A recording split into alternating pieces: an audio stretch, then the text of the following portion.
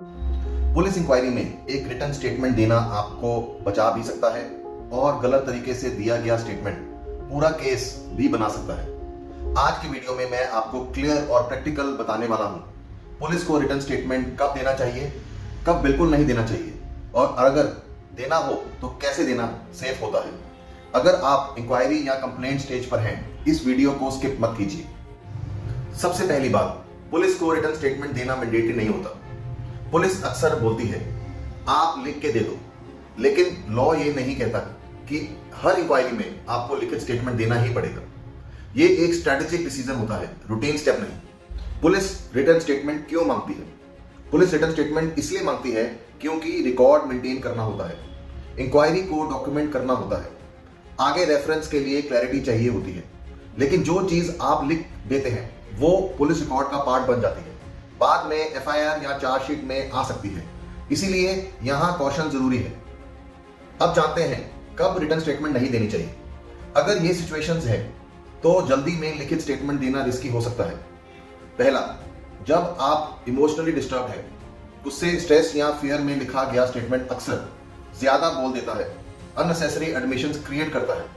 Second, जब facts clear नहीं है, अगर डेट्स या सीक्वेंस याद नहीं, डॉक्यूमेंट्स अवेलेबल नहीं, पूरा कंप्लेंट पढ़ा ही नहीं, तो लिखना अवॉइड करना बेहतर होता है। तीसरा, जब पुलिस कैजुअली लिखने को कह रही हो, बस 2 लाइन लिख दो, ये लाइन सबसे ज्यादा डेंजरस होती है।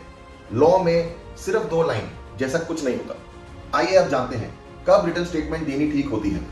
रिटन स्टेटमेंट देना यूजफुल होता है जब पहला, फैक्ट्स बिल्कुल क्लियर और डॉक्यूमेंट्री सपोर्टेड हो, जैसे marriage, relationship facts, living arrangement timeline. Second, statement properly structured हो, स्टेटमेंट इमोशनल नहीं, एलिगेशन बेस्ड नहीं, सिर्फ फैक्चुअल हो। तीसरा, स्टेटमेंट का स्कोप लिमिटेड हो, हर बात लिखना जरूरी नहीं होता, सिर्फ जो इंक्वायरी के लिए रेलिवेंट हो। अब जानते हैं सेफ रिटन स्टेटमेंट का फॉर्मेट कैसा होता है। एक सेफ स्टेटमेंट सिंपल लैंग्वेज में होता है, अजम्पशन से बचता है, शायद हो सकता है जैसे वर्ड्स नहीं होते, किसी भी तरह का गिल्ट या एक्सप्लेनेशन नहीं देता। स्टेटमेंट का पर्पस होता है क्लैरिटी देना, डिफेंस बनाना नहीं। एडवोकेट के रोल यहां क्यों इंपॉर्टेंट है?